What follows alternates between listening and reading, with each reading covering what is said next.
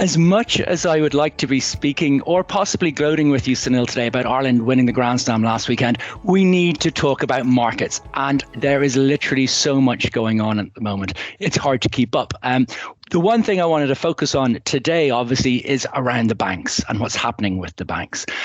So my first question for you is there a connection with a European bank that's been around for 166 years in Credit Suisse and a racy tech bank from Silicon Valley? Well, to really get into that, you probably need to understand a little bit about, what makes a bank work and what makes it stay in business. And of course, like any other company, they borrow money from people in some form, and then they invest it, might be investing by making loans or in securities. And it's the difference between those. If your assets are worth more than your liabilities, what you owe, you're in business. And if it's the other way around, you're not. What's unusual about banks, of course, is one of the ways they borrow money from people is by getting you to turn up at the bank and deposit your paycheck. So in other words, all of the savers and depositors are effectively creditors of the bank. And that creates a few complexities, particularly as far as government's concerned. They don't want these types of creditors to lose their money. If you just go and deposit your paycheck, you're not speculating. They want you to know that your money's safe and not to have people doing bank runs and queuing around the corner. So the issue for both SVB and Credit Suisse was essentially the values turned around. So they went from being positive equity to concerns about negative equity, either because of concerns about the value of the assets or because people said, I want my money back and I'm not satisfied with a government guarantee. So give me my money back, and maybe the bank having to be a forced seller of assets and crystallizing some of those losses. And that was definitely the case with SVB. Okay, so the next question to this is kind of an obvious one. It's like, could this happen to any bank? Well, it's worth thinking about maybe how SVB and Credit Suisse are a little bit different from other banks. So as I said, governments know that they don't want people queuing around the bank saying, give me my cash. So what they do is they introduce what's called deposit insurance.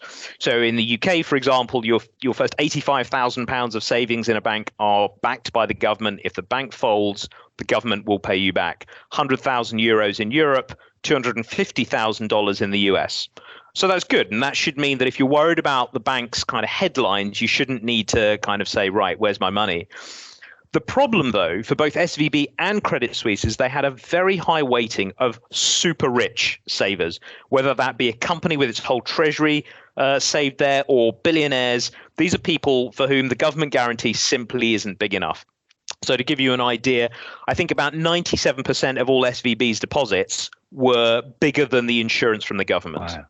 So as soon as there's concerns about the bank, suddenly the depositors are there saying, right, I want my money. Now, in the case of Credit Suisse, they've had reputational issues for a number of years. They lost about 130 billion in deposits last year. So they've had an issue for a while. The other thing that compounds things for Credit Suisse is that there are some concerns about the value of those assets that they own. And maybe that reflects some of their management challenges over the last few years. Greensill, Archegos suggested not great at risk management, a lot of corporate infighting. So when investors are not that sure about the value of the assets, again, remember, the value of the bank is the difference between the value of the assets and the liabilities.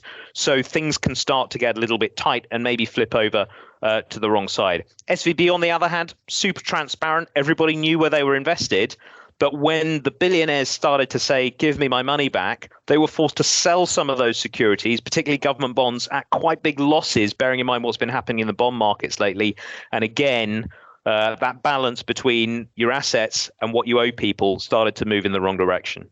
That's really interesting. I mean, we talk about diversification quite a bit on this, but like diversification of your customer base is as important for a bank. So the last question I have is, what's been the policy response here? What are central banks doing about this?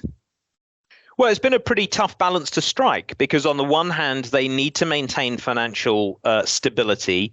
And so, for example, the Federal Reserve has just met and the chairman was saying, we do expect there to be some braking effect on the economy that comes from banks being more concerned for themselves, maybe not so willing to lend. He said it might be worth, let's say, an equivalent of 0.25%, but he was also very clear that he doesn't know for sure. It's quite a speculative question.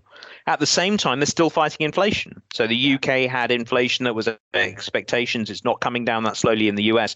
So striking that balance, it really is a tightrope walk for central banks at the moment. And I think the truth is no one knows exactly exactly whether the risks are bigger on one side or the other right now.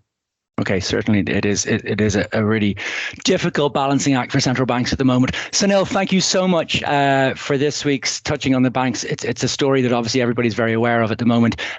We will be back again next week with another story that's caught our eye. Thank you.